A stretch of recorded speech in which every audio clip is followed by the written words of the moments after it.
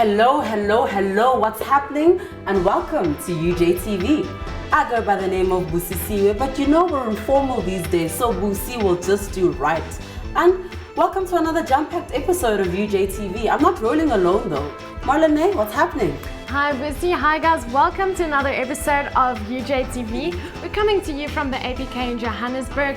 What wonderful warm weather. It just makes me so happy. But today we're looking at one of the things, Joburg Day, that's coming up this weekend. Something I'm very excited about on a personal level because we'll be there checking it out, what's happening. If you want to know about any of that, I'll be live tweeting the whole thing. So go check out the Twitter handle at UJ Television. We'll also be checking out the launch of the brand new iPhone 6, which apparently is very exciting. And the UJ soccer team has done very well. This is their first time reaching the Varsity Cup. How exciting is that? I mean, wow. You know, and we'll also get to take a look at the Mr. and Miss UJ. I have to say, if that was me, I'd have to practice to make sure that you have everything under control. But you know what they say, if you want to do something, you have to do it right. So today our fitness guru, Graham, is going to show us how to do the perfect squats. Here's Young and Fit.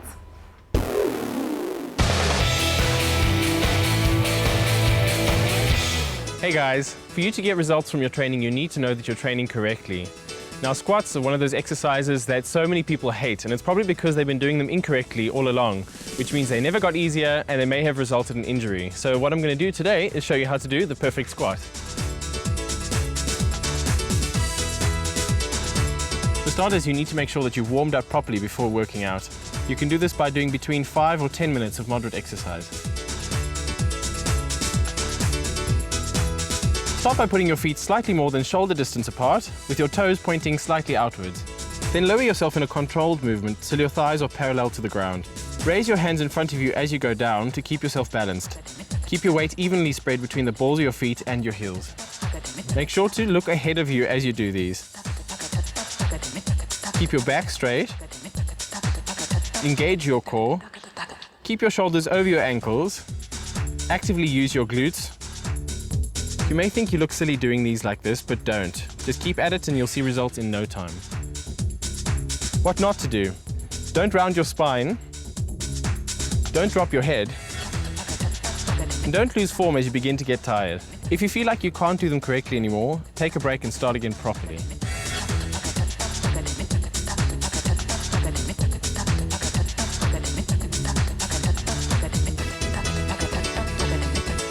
Now, you may think I'm being silly, but many people do make these mistakes. Do squats correctly and you'll get stronger in no time. So that's all from me. Join me again next time for more tips on how to stay young and fit. Happy training.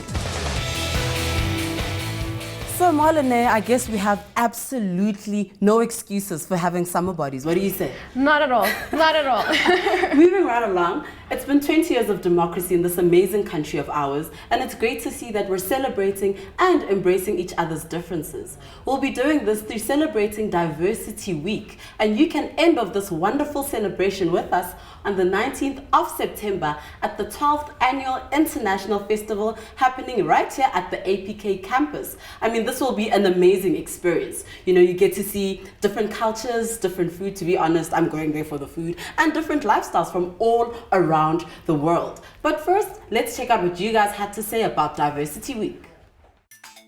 Diversity Week will run from the 15th to the 19th of September. Our video box man was on each campus trying to get your insight on diversity. This year's focus is on remembering and reflecting. Each student had their say. Stay in school, be the friendliest person you can be, don't do drugs, and never be afraid to reach your goals. Our very own Woody spoke to everyone brave enough to share their opinion. What diversity means to me is basically it's a mix of different cultures coming together as one. It's basically different people accepting each other's differences for who they are, no judging. Others chose to voice their opinion in another way. Sanbonani dumelang apsheni hello. That's the way we say our greetings to ensure that you enjoy. Check out our clips on our Facebook page and tell us what diversity means to you. Good morning, I'm Janice Griever and I'm taking a look at some of the stories and happenings about UJ and its people. Last week, a state-of-the-art medical training simulation lab was launched at UJ's Doornfontein campus. This is part of an ongoing collaboration between Philips and the university. Philips has equipped the simulation lab with medical equipment and diagnostic devices in 4 different wards. Now there's an ambulance simulation room, an emergency department representing casualty simulation, a general ward, and also an intensive care unit, ICU. Jose Fernandez, the general manager of Philips Healthcare, was quoted as saying, "Through an ongoing partnership with one of the most respected universities in South Africa, the University of Johannesburg, Philips is ensuring that there's a highly trained and qualified healthcare workforce for the public to rely on. I beg your pardon. I'm sure this is definitely going to be a valuable addition to UJ's Faculty of Health Sciences."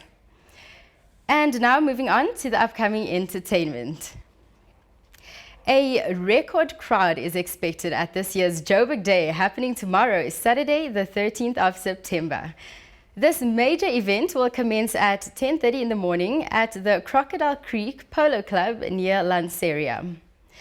The terrific lineup of over 15 artists include DJ Kent, Goldfish, Mafigizolo, Matthew Mole, Mikasa, Prime Circle, aka and UJ's very own Mag. What a jam-packed lineup. It's Mag on him, the winner of the rap finals from the UJ APK campus. I just won the Highfield Rap Battle Finals today, and I'm officially off to Joburg Day, which is going to have mad 30,000 people. So I think that's probably going to be nice. And shout out to UJtv. Stay tuned. And also happening tomorrow, Saturday the 13th of September, are the finals of the UJ Can You Dance competition. Now, like I mentioned last week, this is an event that you do not want to miss. It will be happening right here at APK at the Arts Centre Theatre at 7:30 p.m. And of course, we'll be there too to capture all the action and bring it to you on the next episode. And now moving on to sports. There are some pretty exciting things happening for UJ. Our athletes have been doing absolutely brilliantly. Now, one of these phenomenal athletes is Godfrey Kotso Mokoena. He won the men's long jump diamond trophy at the International Amateur Athletic Federation meeting in Brussels last Friday, the 5th of September. He did so in a season's best of 8.19 meters. This triumph crowned a spectacular season that he's had so far. And also this coming weekend, the 2014 IAAF Continental Cup is happening in Marrakesh in Morocco. 4 of our very own athletes and also one coach from here at UJ are representing Team Africa. Emery Fouché is the long jump coach, and she's also the triple jump coach. And she will be coaching Zark Visser for long jump, Kotso Mokoena for the triple jump, and Kabelo Khosimang for high jump. Also in the African team is UJ Athletics club member Shane Rami for pole vault. Now these athletes are really flying the UJ flag way up high, and we really do wish them all the best for this competition. And now ending off with some football. UJ have made it to the final of the Varsity Cup. They will face the University of Pretoria, known as Tuks, on Monday night, the 15th of September in Soweto. So you have to be there to support the winning team, and that's UJ, of course.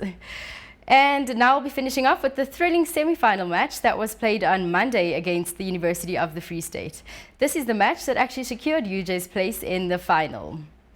And that's all from me for this week. I'll be back on your screens again before you know it.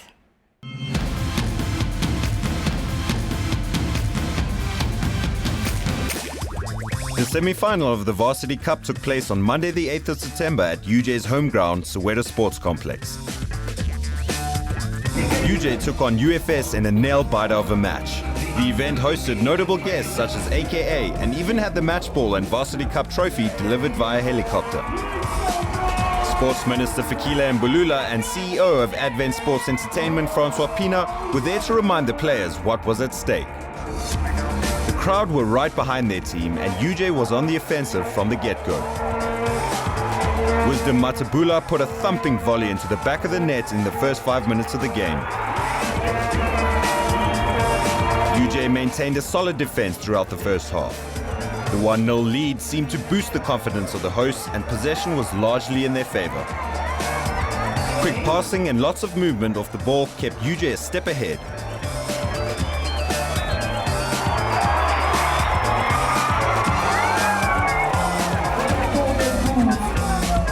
Later on, UFS's Walter Puri made use of a great cross and scored.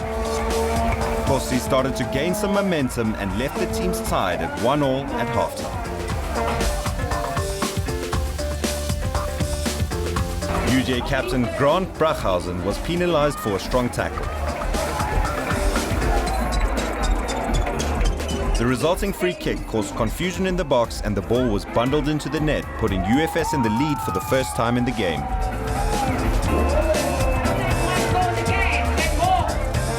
The pressure was on and Khanyile stepped up their game.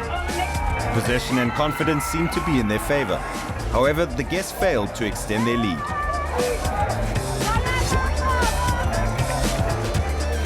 A brave header from Kalen Moore from an accurate cross saw the teams at a tie once more. With no extra time to be added for a draw, both teams desperately tried to pull ahead. However, time was up and the match would be decided by penalties. The crowd was on its toes and so were the players. But to their relief, UJ was the first to score. A miss from Khanyile put them ahead.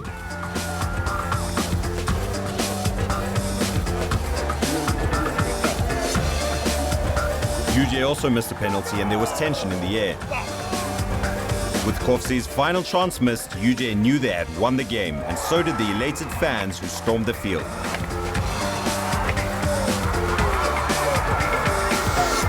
UJ keeper Mduduzi Kumalu was the hero of the night. This secures a home final for UJ.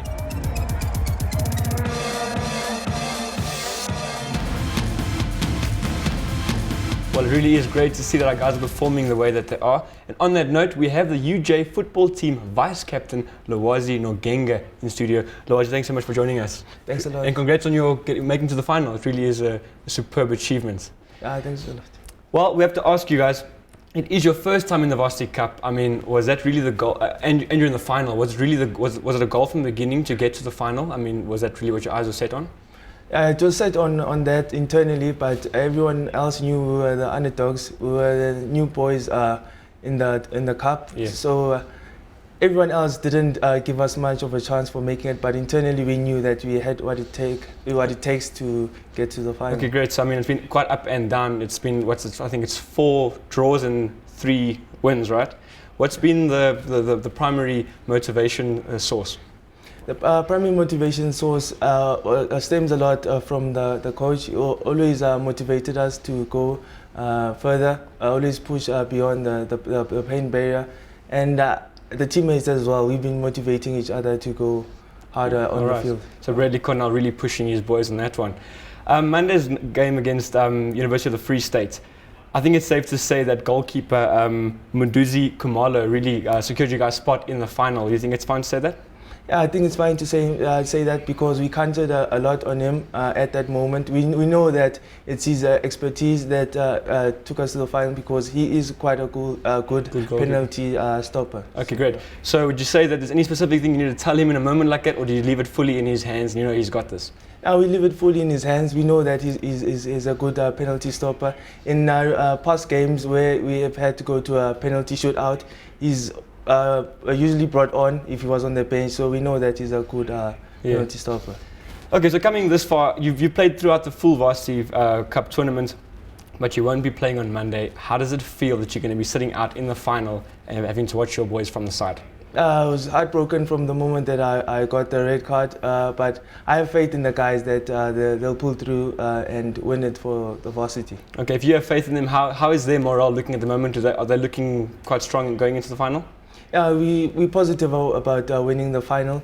Even though we beat Tuks before, we don't think it's going to be the same result going into Monday. Yeah, you beat them 4-0, right? So you can't really base that win on the finals? Are you got a different game plan, or what kind of a strategy you guys go in on this one? It's a different game altogether. It's a final, and they've been there before. They won it last year. They're the defending champs. Everybody's giving them the benefit that they'll take it, but... Absolutely. Yeah.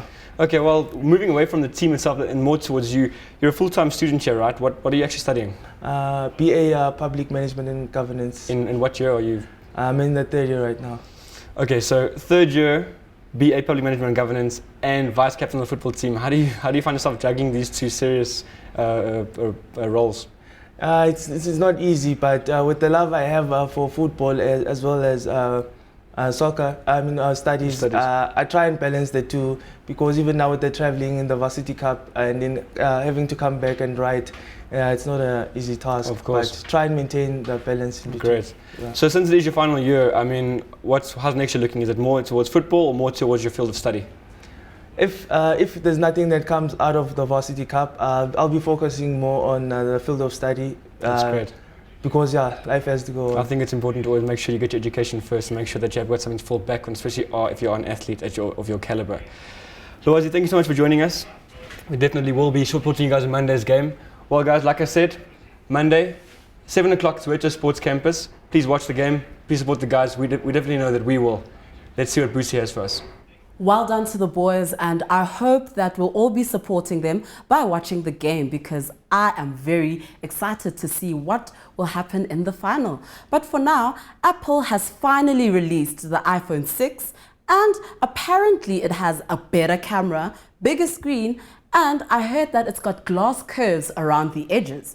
Goodness, I hope that doesn't mean that it breaks easily, but let's leave the commentary to the experts. Nick, tell us more.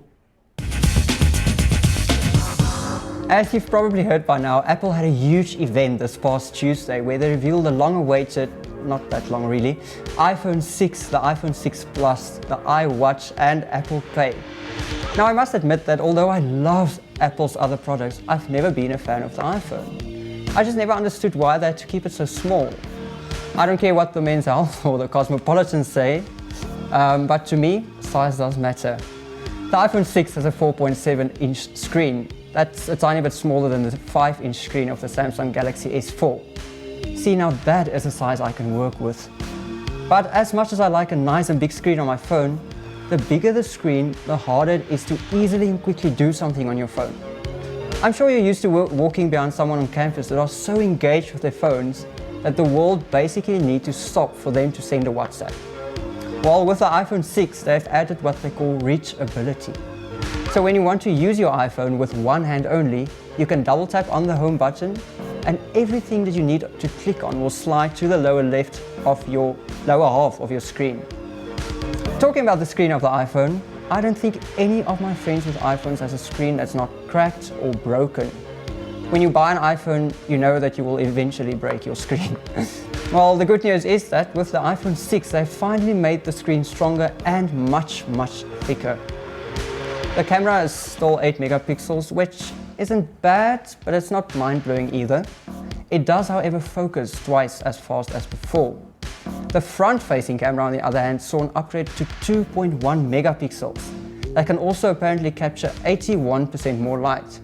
And I don't even want to say this, it's got a burst mode. Burst meaning it can take a couple of photos straight after another, and this was added for you to take better selfies. I kid you not. Apple South Africa doesn't have a specific date for release in South Africa, but they're expecting it to be available by the end of October or the beginning of November this year. They also haven't released official prices yet, but it should be going from 10 grand and up for the iPhone 6. And on a quick side note, if you're thinking about getting an iWatch, stop right there. Collaborate and listen. Don't, that's lame. Well, we'll have to wait and see if an apple a day will in fact keep the doctor away. I'm pretty sure that all you gadget freaks can't wait until the iPhone drops in stores. But for now, let's check out what happened at the Mr. and Miss UJ that took place at the Soweto and the APK campus.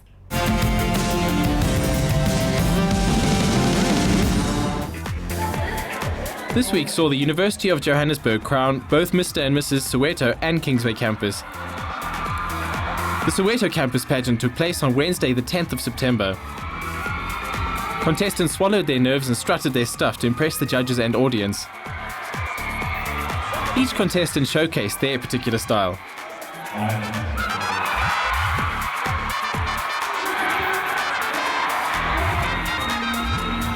I took part today. I just really wanted to have fun, really just wanted to get out of my comfort zone, and I ended up winning.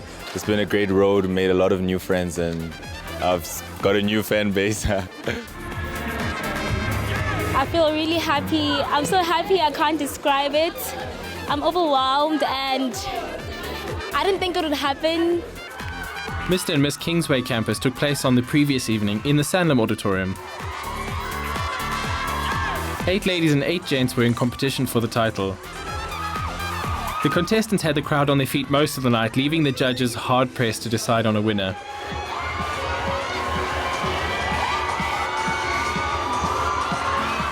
The gents also had their time to shine.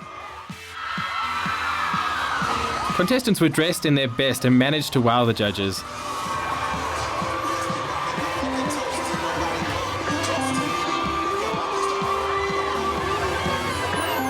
Finally, Mr. and Miss Kingsway campus were announced. I must say I'm very emotional right now. I don't really know what to say. I'm just being overclouded by so many emotions.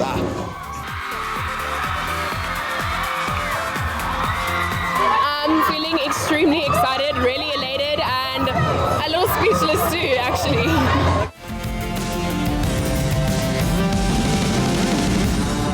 Looks like we have some pretty confident people on campus and beautiful too. But I have to say, Busi, sometimes I feel like there is still a negative stigma surrounding beauty pageants or Mr. and Mrs. UJ. It's more than just a pretty face, right? Yeah, no, definitely. I mean, those people are extremely confident. To just get on there and strut your step with so much confidence, it's crazy. You know, I mean, as well, the judges are constantly just trying to pick your brain to see if the beauty matches the brains. It's crazy, you know. But unfortunately, we've reached that time where we have to love and leave you. From my side, I'm out. Guys, remember to check us out on Facebook and send us a few tweets at UJ Television. We'd like to know what you're about, what you're thinking, and get those Vine videos coming. And from my side, that's all. Hope you have a good one. Toodles.